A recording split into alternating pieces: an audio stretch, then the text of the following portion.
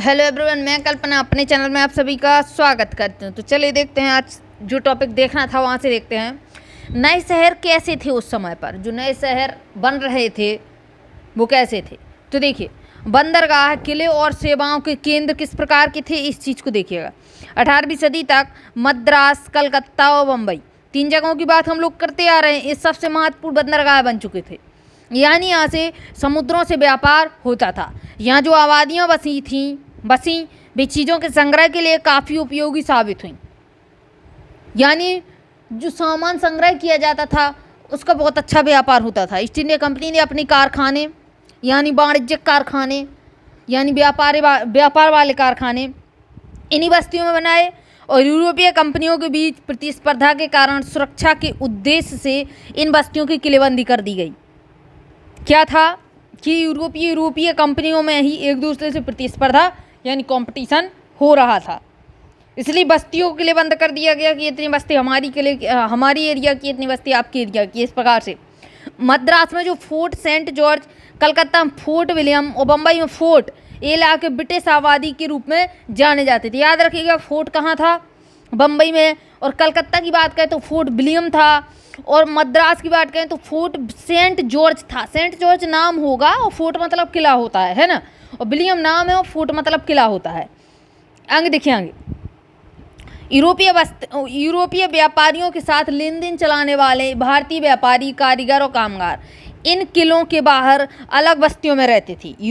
यूरोपियों और भारतीयों के लिए शुरू से ही अलग क्वार्टर बनाए गए थे। उस समय के लेखन में उन्हें वाइट टाउन बोला जाता था, यानी जो गोरे लोग जहाँ जिस शहर में रहते थे, यानी जहाँ पे अंग्रेज रहते थे उसको वाइट टाउन यानी गोरा शहर बोला जाता था, और जहाँ पे हम इंडियंस रहते थे उसको ब्लैक टाउन यानी काला शहर के नाम से जाना जाता था, के नाम से उद्धृत किया जाता था। राजनीतिक सत्ता अंग्रेजों के हाथ में आ जाने के बाद यह नस्ली फ़र्क और भी तीखा हो चुका था। जैसे जैसे सत्ता अंग्रेजों के हाथ में गई तो वो खुद को भगवान मानने लगे, है ना। गोरे होने की वजह से खुद को भगवान मानने लगे, और जो काले लोग थे यानी जो हम इंडियन थे, इनको क्या किया, इन लोगों को दबा को चला मानने लगे थे, पूरे इंडियंस को। चलिए देखिए, आगे 19वीं सदी के मध्य में रेलवे के फैलते नेटवर्क ने इन शहरों को शेष भारत से जोड़ दिया। नतीजा यह हुआ कि यहाँ से कच्चा माल और मजदूर आते थे। ऐसे देहाती और दूर दराज इलाके भी इन बंदरगाह शहरों से गहरे तौर पर जुड़ने लगे, क्योंकि कच्चा माल निर्यात के लिए इन शहरों में आता था, और सस्ते श्रम की कोई कमी नहीं थी। सस्ता श्रम इनको मिल जाता था, क्योंकि लोग बागों को काम नहीं मिलता था, नए लोग काम देते थे ठीक से। ठीक है, पहले ये नहीं चलता था कि लोग बाग सोचें कि हम ज़्यादा पैसा ले लें, और जब पर्सन ना दे ज़्यादा पैसा तो वो लोग बोले नहीं हम काम नहीं करेंगे। तो ये सब नहीं चलता था, अंग्रेज उनको काम ही नहीं देते थे, इसलिए लोग बागों को क्या सस्ता श्रम करना पड़ता था, इसलिए वहाँ कारखाने लगाना आसान था। 1850 के दशक के बाद भारतीय व्यापारियों और उद्यमियों ने बम्बई में सूती कपड़ा मिलें लगाएं। कलकत्ता के बाहरी इलाके में यूरोपियों के स्वामित्व वाली जूट मिलें खोली गईं। कौन सी मिलें खोली गईं? तो जूट का उत्पादन और जूट मिलें खोली गईं। यह भारत में आधुनिक औद्योगिक विकास की शुरुआत, यहाँ से इंडस्ट्रियल विकास हुआ, इंडस्ट्रियल डेवलपमेंट हुआ इंडिया का। हालांकि कलकत्ता, बम्बई, मद्रास इंग्लिश कारखानों के लिए कच्चा माल भेजते थे, और पूंजीवाद जैसी आधुनिक आर्थिक ताकतों के बल पर मजबूती से सामने आ चुकी थी, लेकिन उनकी अर्थव्यवस्था मुख्य रूप से फैक्ट्री उत्पादन पर आधारित नहीं थी। इन शहरों की ज़्यादातर कामकाजी आबादी उस श्रेणी में आती थी जैसे अर्थशास्त्री तृतीय क्षेत्र, टर्शियर सेक्टर का सेवा क्षेत्र मानते थे।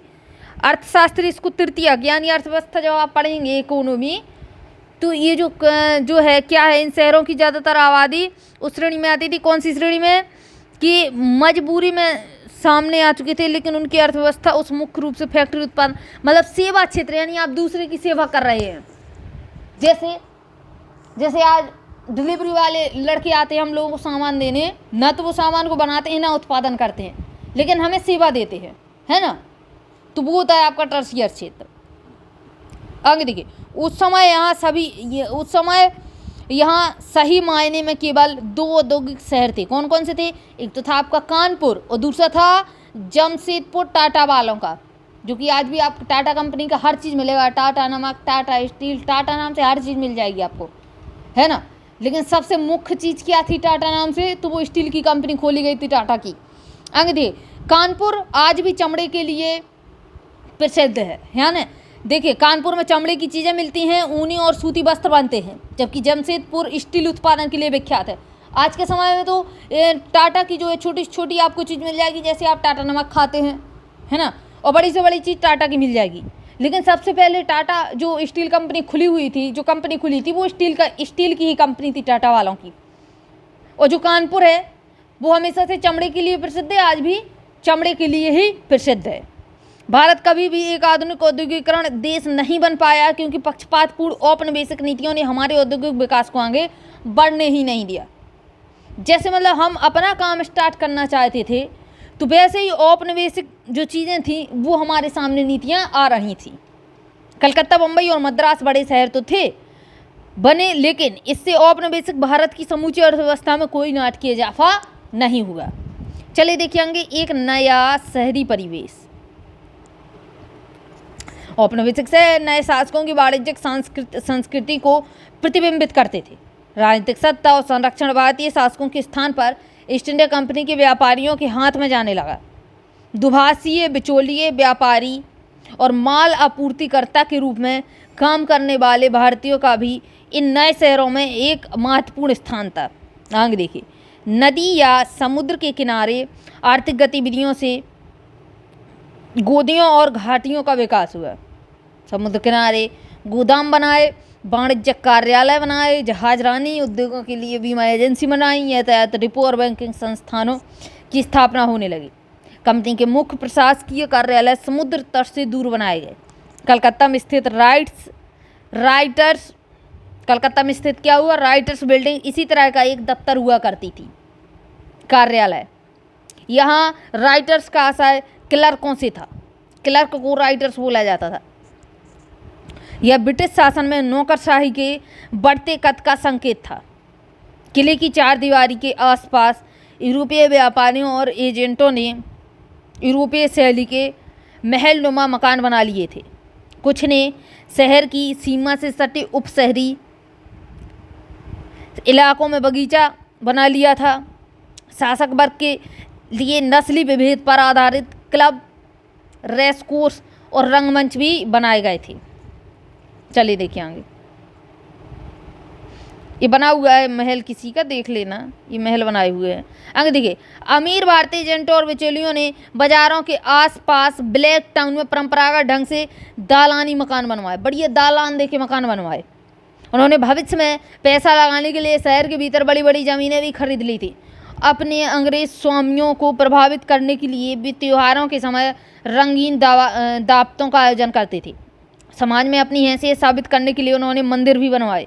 मजदूर वर्ग के लोग अपने यूरोपीय और भारतीय स्वामियों के लिए खानसामा, पालकी वाहक, गाड़ीवान, चौकीदार, पोर्टर और निर्माण व गोदी मजदूर के रूप में विभिन्न सेवाएं उपलब्ध कराते थे। वे शहर के विभिन्न इलाकों में कच्ची झोपड़ियों में रहा करते थे। 19वीं सदी के मध्य में औपनिवेशिक शहर का स्वरूप और भी बदल चुका था। जैसे जैसे 19वीं सदी आई, चीज़ें और भी चेंज हुई। 1857 के विद्रोह के बाद भारत में अंग्रेजों का रवैया विद्रोह की लगातार आशंका से तय होने लगा था। उनको लगता था कि शहरों की और अच्छी तरह हिफाजत करना जरूरी है और अंग्रेजों को देशियों यानी नेटिव्स के खतरे से दूर, ज़्यादा सुरक्षित और पृथक बस्तियों में रहना चाहिए, यानी अंग्रेजों से दूर रहना चाहिए। पुराने कस्बों में इर्द गिर्द चारागाहों और खेतों को साफ कर दिया गया। सिविल लाइन्स के नाम से नई शहरी इलाके विकसित किए गए। सिविल लाइन्स में केवल गोरों को बसाया गया। कौन लोग रहते थे? अच्छी जगहों पर ओनली अंग्रेज रहते थे, जो गोरे लोग थे। छावनियों को भी सुरक्षित स्थानों के रूप में विकसित किया गया। छावनियों में यूरोपीय कमान के अंतर्गत भारतीय सैनिक तैनात किए जाते थे। ये इलाके मुख्य रूप से अलग लेकिन जुड़े हुए होते थे। चौड़ी सड़कों, बड़े बगीचों में बने बंगलों, बैरकों, परेड मैदान और चर्च आदि से लैस ये छावनियाँ यूरोपीय लोगों के लिए एक सुरक्षित आश्रय स्थल थीं। आगे देखिए, भारतीय कस्बों की घनी और बेहतरीन बसावट के विपरीत व्यवस्थित शहरी जीवन का एक नमूना भी था। अंग्रेजों की नज़र में काले इलाके न केवल अराजकता और हो हल्ला का केंद्र थे, वह गंदगी और बीमारी का स्रोत भी थे।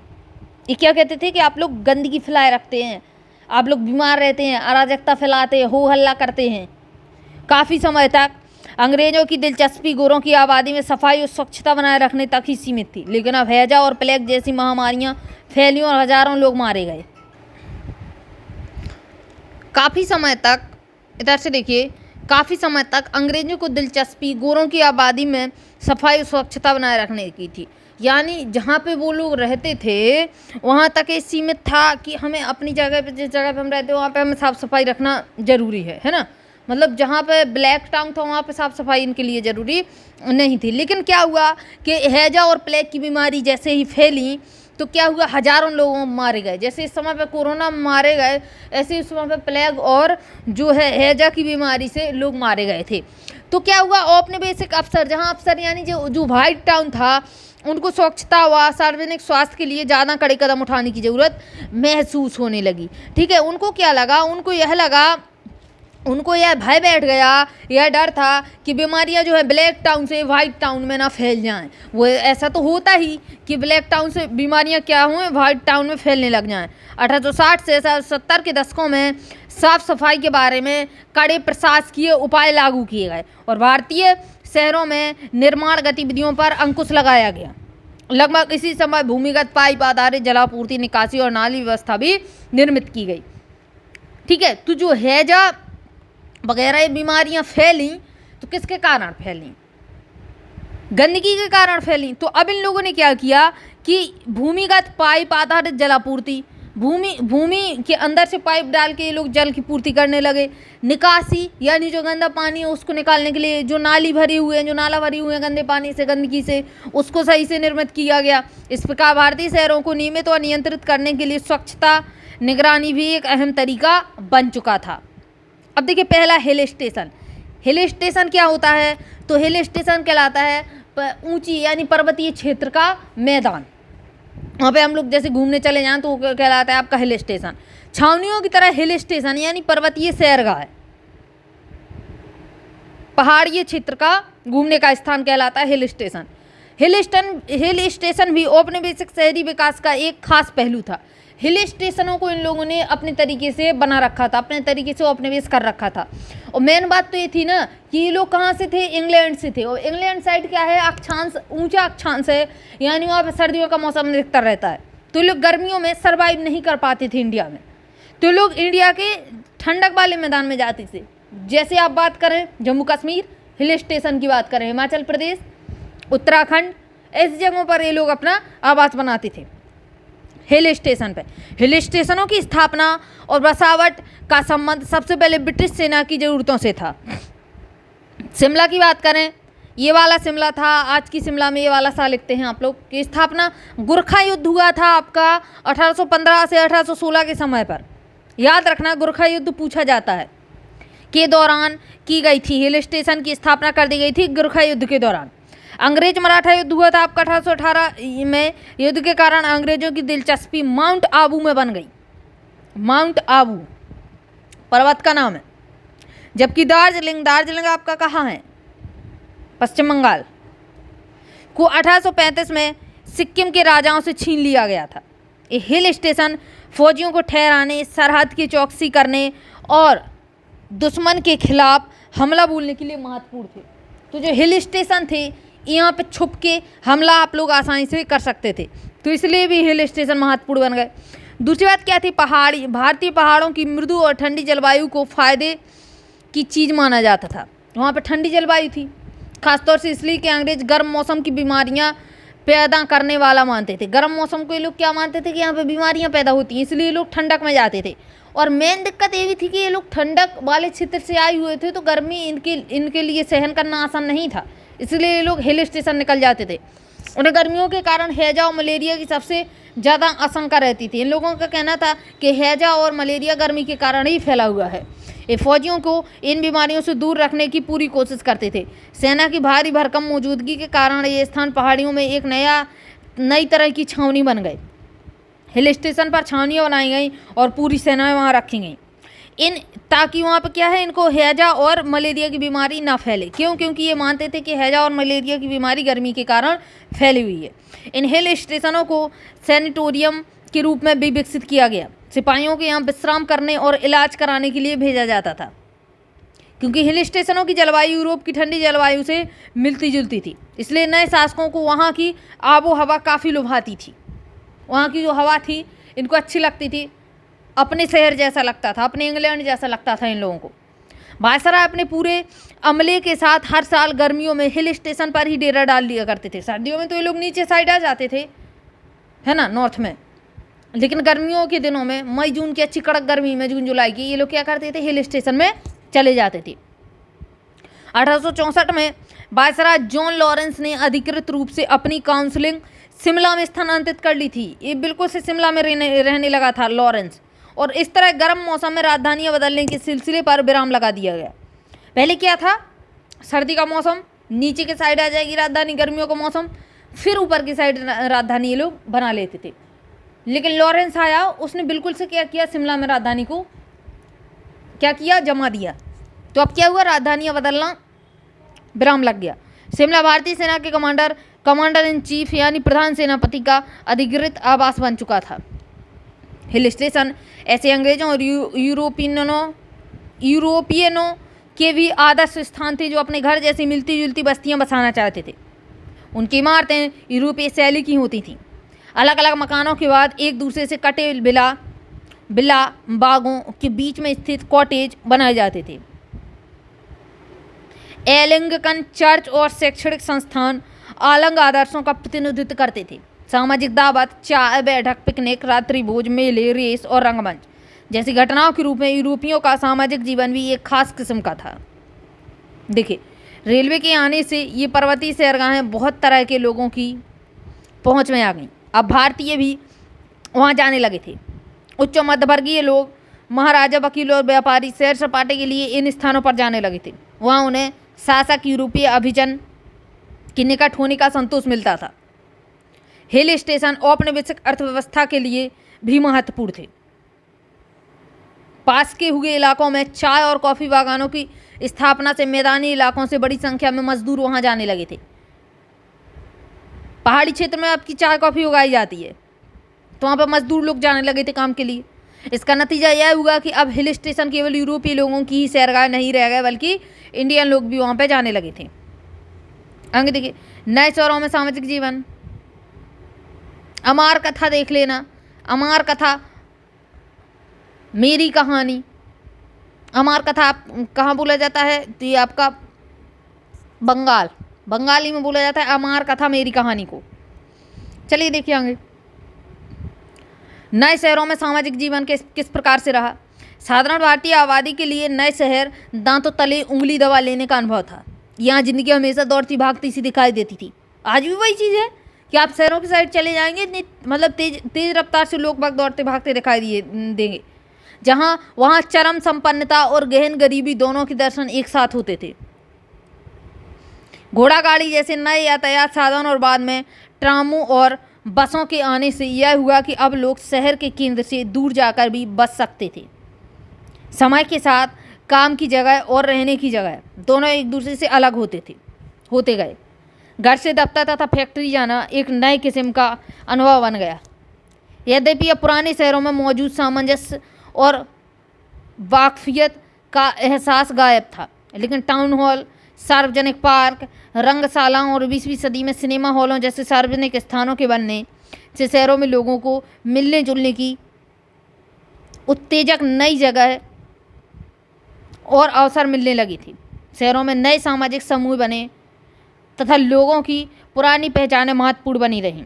तमाम वर्गों के लोग बड़े शहरों में आने लगे। क्लर्कों, शिक्षकों, वकीलों, डॉक्टरों, इंजीनियरों, अकाउंटेंट की मांग बढ़ती जा रही थी। नतीजा, मध्य वर्ग बढ़ रहा था धीरे धीरे। मध्य वर्ग, पहले क्या था, या तो अमीर थे या तो गरीब थे, अब क्या था, मध्य वर्ग बढ़ने लगा था।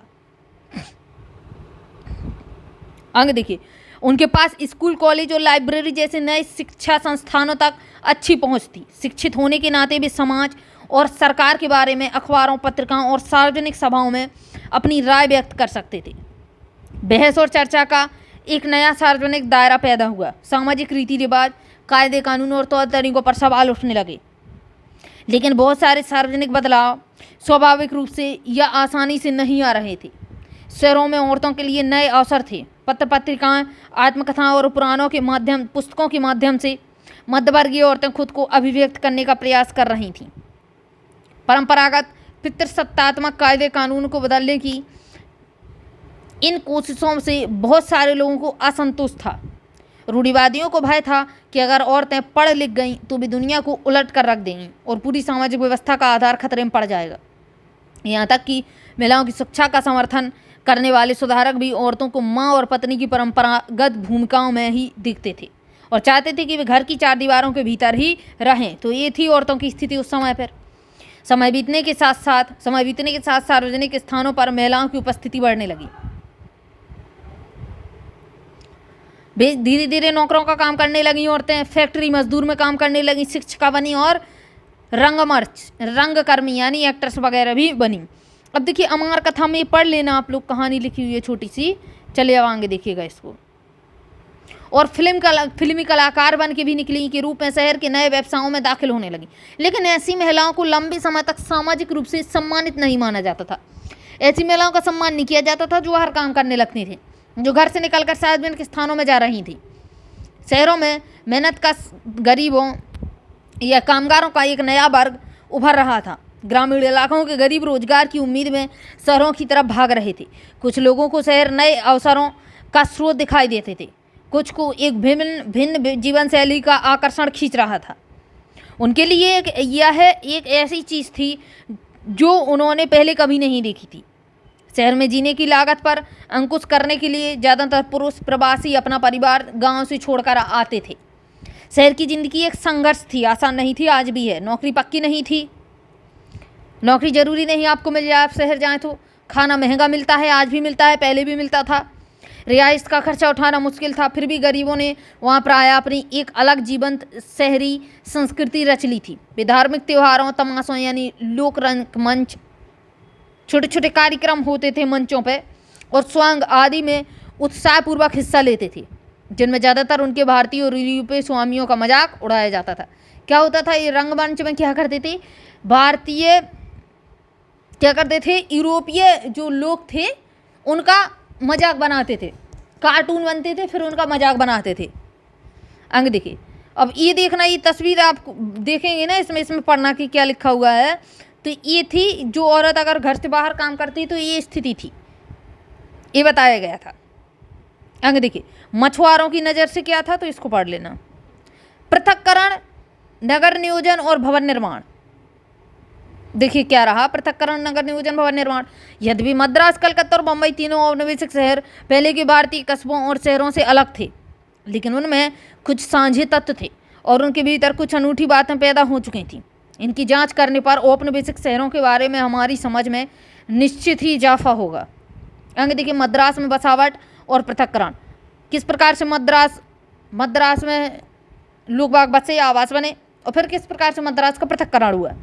कंपनी ने अपनी व्यापारिक गतिविधियों का केंद्र सबसे पहले पश्चिमी तट पर सूरत के सुस्थापित बंदरगाह को बनाया था। बाद में वस्त्र उत्पादनों की खोज में अंग्रेज व्यापारी पूर्वी तट पर जा पहुंचे।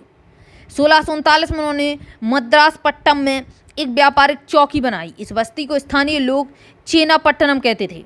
कंपनी ने वहाँ बसने का अधिकार स्थानीय तेलुगु सामंतों, कालाहस्ती के नायकों से खरीदा था, जो अपने इलाकों में व्यापारिक गतिविधियों को बढ़ाना चाहती थी। फ्रेंच ईस्ट इंडिया कंपनी के साथ प्रतिद्वंदिता के कारण अंग्रेजों को मद्रास की किलेबंदी करनी पड़ी और अपने प्रतिनिधियों को ज़्यादा राजनीतिक व प्रशासकीय जिम्मेदारियां सौंपी थीं। 1761 में फ्रांसीसियों की हार के बाद मद्रास और सुरक्षित हो गया। वह यह महत्वपूर्ण व्यावसायिक शहर के रूप में विकसित होने लगा। यहाँ अंग्रेजों का वर्चस्व और भारतीय व्यापारियों की कमतर हैसियत साफ दिखाई देती थी। फोर्ट सेंट जॉर्ज क्या था? सेंट जॉर्ज का किला था फोर्ट सेंट जॉर्ज, जहाँ पर सेंट जॉर्ज रहता था। व्हाइट टाउन का केंद्र बन चुका था, जहाँ ज़्यादातर यूरोपीय रहने लगे थे। दीवारों और बुर्जों में इसे एक खास किस्म की घेरेबंदी का रूप दे दिया था। किले के भीतर रहने का फैसला रंग और धर्म के आधार पर किया जाता था। कंपनी के लोगों को भारतीयों के साथ विवाह करने की इजाज़त नहीं थी। ठीक है। यूरोपीय ईसाई होने के कारण डच और पुर्तगालियों को वहाँ रहने की छूट थी। प्रशासकीय और न्यायिक व्यवस्था की संरचना भी गोरों के पक्ष में थी। संख्या की दृष्टि से कम होते हुए भी यूरोपीय लोग शासक थे और मद्रास का विकास शहर में रहने वाले मुट्ठी भर गोरों की ज़रूरतों और सुविधाओं के हिसाब से किया गया था। पूरे मद्रास का विकास ब्लैक टाउन किले के बाहर विकसित हुआ। ब्लैक टाउन कहाँ हुआ? किले से अलग था, जहाँ भारतीय लोग रहते थे, उसको ब्लैक टाउन बोलते थे ये लोग। इस आबादी को भी सीधी कतारों में बसाया गया था, जो कि अपने विकसित शहरों की विशिष्टता थी। लेकिन 18वीं सदी के पहले दशक के मध्य में उसे ढहा दिया गया ताकि किले के चारों तरफ एक सुरक्षा क्षेत्र बनाया जा सके। इसके बाद उत्तर की दिशा में दूर जाकर एक नया ब्लैक टाउन बसाया गया। इस बस्ती में बुनकरों, कारीगरों, बिचौलियों और दुभाषियों को रखा गया था, जो कंपनी के व्यापार में महत्वपूर्ण भूमिका निभाते थे। आगे देखिए नया ब्लैक टाउन। पैठ क्या होता है? तो पैठ एक तमिल शब्द है जिसका मतलब होता है बस्ती। गांव, बस्ती, पुरम वगैरह बसे होते हैं तो उसको हम पैठ बोल देते हैं, है ना। जैसे हमारे कस्बे में क्या है, मान लीजिए कहीं कहीं पे बनिए रहते हैं। बनिया मतलब जो लोग व्यापार करते हैं तो उसको बोलते हैं बनियाटपुरा। तो उस समय पे बोलेंगे बनियाट पैठ, है ना। पुरा का मतलब गांव, पुरम, या फिर बनियाट मतलब क्या है कि जहाँ पे ब्राह्मण रहते हैं तो ब्राह्मणों की बस्ती, यानी ब्राह्मणपुरा। तो इसको आप ब्राह्मण पैठ भी कह सकते हैं। चलिए देखिए आगे। तो पैठ मतलब क्या होता था? बस्ती, और पुरम मतलब होता था गांव। नया ब्लैक टाउन परंपरागत भारतीय शहरों जैसा था। वहाँ मंदिर और बाजार के इर्द गिर्द रिहायशी मकान बनाए गए थे। शहर के बीच से गुजरने वाली आड़ी टेढ़ी सकरी गलियों में अलग अलग जातियों के मोहल्ले थे। चिंताद्री पैठ इलाका केवल बुनकरों के लिए था। बासर मेन पैठ का किसके लिए था? याद रखिएगा, चिंताद्री पैठ में केवल बुनकर रहते थे। जो चिंताद्री बस्ती थी, इसको याद रखना कि कौन लोग कहाँ रहते थे। बासर मेन पैठ में ओनली रंगसाज धोबी रहते थे, रंगसाज और धोबी। रोयापुरम में ओनली ईसाई मल्लाह रहते थे, कंपनी के लिए काम करते थे ये लोग। तो इस चीज़ को याद रखना कौन कहाँ रहता था। मद्रास को बहुत सारे गांवों को मिलाकर विकसित किया गया था। यहाँ विविध समुदायों के लिए अवसरों और स्थानों का प्रबंधन था। नाना प्रकार के आर्थिक कार्य करने वाले कई समुदाय आए और मद्रास में ही बस गए। दुभाष ऐसे भारतीय लोग थे जो भारतीय भाषा और अंग्रेजी दोनों को बोलना जानते थे। भी एजेंट और व्यापारी के रूप में काम करते थे और भारतीय समाज और गोरों के बीच मध्यस्थ की भूमिका निभाते थे। वे संपत्ति इकट्ठा करने के लिए सरकार में अपनी पहुंच का इस्तेमाल करते थे। ब्लैक टाउन में परोपकारी कार्यों और मंदिरों को संरक्षण प्रदान करने से समाज में उनकी शक्तिशाली स्थिति स्थापित होती थी। शुरुआत में कंपनी के तहत नौकरी पाने वालों में लगभग सारे बिल्लालार होते थे। बिल्लार किसे बोलते थे? किसान को। यह एक स्थानीय ग्रामीण जाति थी जिसने ब्रिटिश शासन के कारण मिले नए मौकों का बढ़िया फायदा उठाया था। बिल्लालार ने 19वीं सदी में अंग्रेजी शिक्षा के प्रसार से ब्राह्मण भी शासकीय महकमों में इसी तरह के पदों के लिए जोड़ लगाने लगे थे। तेलुगु कोमाटी समुदाय एक ताकतवर व्यावसायिक समूह था। कौन सा? कोमाटी समुदाय तेलुगु का, जिसका शहर के अनाज व्यवसाय पर नियंत्रण रहता था, पूरे शहर के अनाज पर। 18वीं सदी से गुजराती बैंकर भी यहाँ मौजूद थे। पेरियार और बनियार गरीब कामगार वर्ग में ज़्यादा थे। आरकोट के नवाब पास ही स्थित ट्रिप्लिकेन में जो जा बसे थे, जो एक अच्छी खासी मुस्लिम आबादी का केंद्र बन गया। इससे पहले माइलापुर और ट्रिप्लिकेन हिंदू धार्मिक केंद्र थे जहाँ अनेक ब्राह्मणों को भरण पोषण मिलता था। थानसोम और वहाँ का गिरजा रोमन कैथोलिक समुदाय का केंद्र था। ये सभी बस्तियाँ मद्रास शहर का हिस्सा बन गईं। इस प्रकार बहुत सारे गांवों को मिला लेने से मद्रास दूर तक फैली अल्पसघन आबादी वाला शहर था। इस बात पर यूरोपीय यात्रियों का भी ध्यान गया और सरकारी अफसरों ने भी उस पर टिप्पणी की। चलिए देखिए आगे। जैसे जैसे अंग्रेजों की सत्ता मजबूत होती गई, यूरोपीय निवासी किले से बाहर जाने लगे। गार्डन हाउसेज, बगीचों वाले मकान सबसे पहले माउंट रोड और पूनामाली रोड, इन दो सड़कों पर बनने शुरू हुए। ये किले से छावनी तक जाती थी। ये सड़कें कैसी होती थी? किले से छावनी तक जाएंगी। इस दौरान संपन्न भारतीय भी अंग्रेजों की तरह रहने लगे थे। जो बड़े बड़े भारतीय थे, बड़े बड़े अमीर भारतीय थे, वो कैसे रहते थे? वो अंग्रेजों की तरह ही रहन सहन अपना बना चुके थे। परिणामस्वरूप मद्रास के इर्द गिर्द स्थित गाँव की जगह बहुत सारे लोग उप शहरी इलाकों ने ले ली थी। यह इसलिए संभव था क्योंकि संपन्न लोग परिवहन सुविधाओं की लागत वहन कर सकते थे। गरीब लोग अपने काम की जगह से नज़दीक पड़ने वाले गांव में बस गए। मद्रास के बढ़ते शहरीकरण का परिणाम यह था कि इन गांवों के बीच वाले इलाके शहर के भीतर आ गए। इस तरह मद्रास एक अर्ध ग्रामीण सा शहर दिखने लगा था। कलकत्ता में नगर नियोजन। देखिए कलकत्ता में नगर नियोजन किस प्रकार से हुआ, क्योंकि कलकत्ता तो उस समय का सबसे प्रसिद्ध शहर था ना। आधुनिक नगर नियोजन की शुरुआत औपनिवेशिक शहरों से हुई। इस प्रक्रिया में भूमि उपयोग और भवन निर्माण के नियमन के जरिए शहर के स्वरूप को परिभाषित किया गया, जिसका यह मतलब था कि शहरों में लोगों के जीवन को सरकार ने नियंत्रित करना शुरू कर दिया। इसके लिए एक योजना तैयार करना और पूरी शहरी परिधि का स्वरूप तैयार करना जरूरी था। यह प्रक्रिया अक्सर इस सोच से प्रेरित होती थी कि शहर कैसा दिखाई देता है और उसे कैसे विकसित किया जाएगा। इस बात का भी ध्यान रखा जाता था कि विभिन्न स्थानों को कैसे व्यवस्थित करना चाहिए। इस दृष्टि से विकास की सोच और विचारधारा प्रतिबिंबित होनी थी और उसका क्रियान्वयन जमीन, उसके बासिंदों और संसाधनों पर नियंत्रण के जरिए किया जाता था। इसकी कई वजह थी कि अंग्रेजों ने बंगाल में अपने शासन के शुरू से ही नगर नियोजन का कार्यभार अपने हाथों में क्यों ले लिया था। एक फौरी वजह तो रक्षा उद्देश्य सही था। सबसे बड़ा कार्य क्या था? रक्षा का उद्देश्य। 1756 में बंगाल के नवाब सिराजुद्दौला ने कलकत्ता पर हमला किया। इसने क्या कर दिया? बंगाल से कलकत्ता पर हमला कर दिया और अंग्रेज व्यापारियों द्वारा माल गोदाम के तौर पर बनाए गए छोटे किले पर कब्जा कर लिया। ईस्ट इंडिया कंपनी के व्यापारी नवाब की संप्रभुता पर लगातार सवाल उठा रहे थे। वे ना तो कस्टम ड्यूटी चुकाना चाहते थे और ना ही नवाब द्वारा तय की गई कारोबार की शर्तों पर काम करना चाहते थे। सिराजुद्दौला अपनी ताकत का लोहा मनवाना चाहते थे। अंग देखिए, कुछ समय बाद 1757 में पलासी के युद्ध में सिराजुद्दौला की हार हुई। इसके बाद ईस्ट इंडिया कंपनी ने एक ऐसा नया किला बनाने का फैसला लिया जिस पर आसानी से हमला ना किया जा सके। कलकत्ता को सूतानाती, कोलकाता और गोविंदपुर, इन 3 गांवों को मिलाकर कलकत्ता बनाया गया था। उस समय पर कलकत्ता ने इन तीनों में सबसे दक्षिण में पड़ने वाले गोविंदपुर गांव की ज़मीन को साफ करने के लिए वहां के व्यापारियों और बुनकरों को हटने का आदेश जारी कर दिया था। खाली करवानी थी वो ज़मीन। नवनिर्मित फोर्ट विलियम के इर्द गिर्द एक विशाल जगह खाली छोड़ दी गई। इसे स्थानीय लोग मैदान या गोरेर मठ बोलते थे। खाली मैदान रखने का मकसद यह था कि अगर दुश्मन की सेना किले की तरफ बढ़े तो उस पर किले से बेरोक टोक गोलीबारी की जा सके। जब अंग्रेज़ों को कलकत्ता में अपनी उपस्थिति स्थायी दिखाई देने लगी तो वे फोर्ट से बाहर मैदान के किनारे पर भी आवासीय इमारतें बनाने लगे। कलकत्ता में अंग्रेज़ों की बस्तियां इसी तरह अस्तित्व में आनी शुरू हुई। फोर्ट के इर्द गिर्द की विशाल खुली जगह जो अभी भी मौजूद है, यहाँ की एक पहचान बन गई। यह कलकत्ता में नगर नियोजन की दृष्टि से पहला उल्लेखनीय काम था। आगे देखिए, कलकत्ता में नगर नियोजन का इतिहास केवल फोर्ट विलियम और मैदान के निर्माण के साथ पूरा होने वाला ही था। 1798 में लॉर्ड वेलेस्ली गवर्नर जनरल बने। उन्होंने कलकत्ता में अपने लिए गवर्नमेंट हाउस के नाम से एक महल बनवाया। यह इमारत अंग्रेजों की सत्ता का प्रतीक था।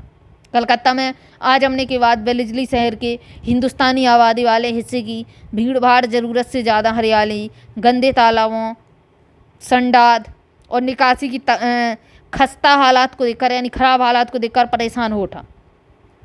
वेलेस्ली अंग्रेजों को इन चीज़ों से इसलिए परेशान थी क्योंकि उनका मानना था कि दलदली ज़मीन और ठहरे हुए पानी के तालाबों से जहरीली गैसें पैदा होती हैं। आज भी तो वही चीज़ें हैं। उनका मानना क्या था? वो तो असलियत है। आज भी आप गंदगी जहाँ फैली होगी, मच्छर कीड़े मकोड़े पैदा हो जाएंगे, वहाँ से फिर गंदगी फैलती है जिससे बीमारियाँ फैलती हैं। उष्णकटिबंधीय जलवायु को वैसे भी स्वास्थ्य के लिए हानिकारक और शक्तिशाली का क्षय करने वाला माना जाता था।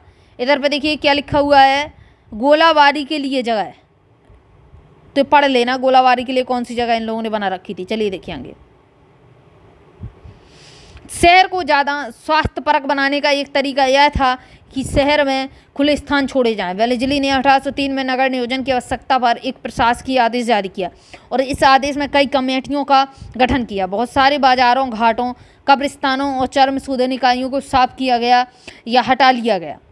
इसके बाद जन स्वास्थ्य एक ऐसा विचार बन गया जिसकी शहरों की सफाई और नगर नियोजन परियोजनाओं में बार बार दुहाई दी जाने लगी। वेलेस्ली की विदाई के बाद, वेलेस्ली ने अच्छा काम किया, तो वेलेस्ली की जब विदाई हुई तो वेलेस्ली की विदाई के बाद नगर नियोजन का काम सरकार की मदद से लॉटरी कमेटी लॉटरी कमेटी ने जारी रखा। लॉटरी कमेटी बनी और जो बेलिजली कार्यकर्ता था 1817 में बनी थी, उसने काम जारी रखा उठाकर। लॉटरी कमेटी का एक नाम इसलिए पड़ा क्योंकि नगर सुधार के लिए पैसे की व्यवस्था जनता के लिए लॉटरी बेचकर ही की जाती थी। इसका मतलब था कि 19वीं सदी की शुरुआती दशकों तक शहर के विकास के लिए पैसे की व्यवस्था करना अभी भी केवल सरकार ही नहीं बल्कि संवेदनशील नागरिकों की जिम्मेदारी ही माना जाता था। आज भी तो टैक्स लेते हैं हर चीज़ के लिए। लॉटरी कमेटी ने शहर का एक नया नक्शा बनाया जिससे कलकत्ता की एक मुकम्मल तस्वीर सामने आ चुकी थी। कमेटी की प्रमुख गतिविधियों में शहर के हिंदुस्तानी आबादी वाले हिस्से में सड़क निर्माण और नदी किनारे से अवैध कब्जे हटाना शामिल था। शहर के भारतीय हिस्से को साफ सुथरा बनाने की मुहिम में कमेटी ने बहुत सारी झोपड़ियों को साफ कर दिया और मेहनतकश गरीबों को वहाँ से बाहर निकाल दिया। उन्हें लगता है बाहरी किनारे पर जगह दी गई।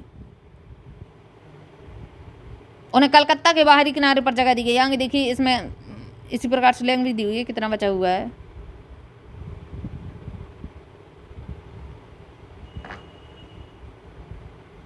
ये तो बहुत सारा बचा हुआ है और कुछ नहीं है, सीधी सीधी ऐसी लैंग्वेज दी हुई है। चलिए देखते हैं कहाँ थे हम लोग।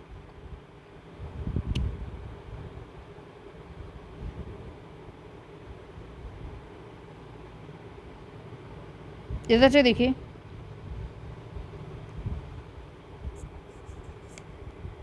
हो गया था ये लॉटरी कमेटी। इधर से देखिए, अगले कुछ दशकों में महामारी की आशंका से नगर नियोजन की क्या हुई अवधारणा और बढ़ गई। बीमारी फैली। 1817 में हैजा फैलने लगा और 1896 में प्लेग ने शहर को अपनी चपेट में ले लिया। इससे क्या हुआ, इनको और भी नगर योजना की जिम्मेदारी उठानी पड़ी सरकार को। चिकित्सा विज्ञान अभी इन बीमारियों की वजह स्पष्ट नहीं कर पाया। जैसे इस समय पे कोरोना फैला और जल्दी मेडिकल जो है कोरोना की वैक्सीन नहीं ला सका, उसी प्रकार से उस समय प्लेग और हैजा की दवाइयाँ नहीं थी। अब देखिए आगे इस चीज़ को स्क्रीनशॉट करते जाइए आप लोग, ज़्यादा कुछ इसमें है नहीं। इसी प्रकार से छोटी छोटी लैंग्वेज दी हुई है, पढ़ लेना खुद से, है ना, आराम से पढ़ जाएगा। नॉर्मल लैंग्वेज दी हुई है। बम्बई में भवन निर्माण देख लेना। अभी तो हमने कहाँ का देखा, अभी तो हम कलकत्ता का देखते आ रहे हैं। आप लोग बम्बई में देखिए, बम्बई का देख लीजिए, देखते जाइए।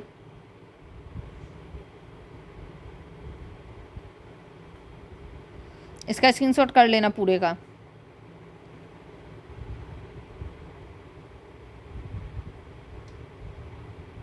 स्क्रीनशॉट कीजिए इसका पूरे का। इतना हो गया। एक गेटवे ऑफ इंडिया 1911 में बनाया गया था। इधर पे देखिए, जॉर्ज पंचम और उनकी पत्नी मेरी के स्वागत के लिए 1911 में गेटवे ऑफ इंडिया बनाया गया था। इस चीज़ को याद रखिएगा, एग्जाम में पूछता है। और इसका स्क्रीनशॉट ले लीजिए। इमारतें स्थापत्य शैलियाँ क्या बताती है, इसका स्क्रीनशॉट ले लेना। बस यहाँ पे चैप्टर आपका खत्म है। अब जो चैप्टर है वो बहुत ज़्यादा इंपॉर्टेंट है, आगे पढ़ेंगे। काल रेखा देख लेना। काल रेखा बहुत इंपॉर्टेंट होती है क्योंकि जो है समय काल हमें पता होना चाहिए। हिस्ट्री का एग्जाम में पूछा जाता है। चलिए, इधर पे चैप्टर आपका समाप्त होता है ना। कलकत्ता की जगह दिल्ली को राजधानी 1911 में बनाया गया था। ये बहुत इंपॉर्टेंट है कि दिल्ली को राजधानी कब बनाया गया, क्योंकि प्रेजेंट में ही दिल्ली आपकी राजधानी है ना, इंडिया की। तो चलिए अब मिलेंगे नए चैप्टर के साथ जो कि बहुत ज़्यादा इंपॉर्टेंट है। तब तक के लिए जय हिंद, जय भारत।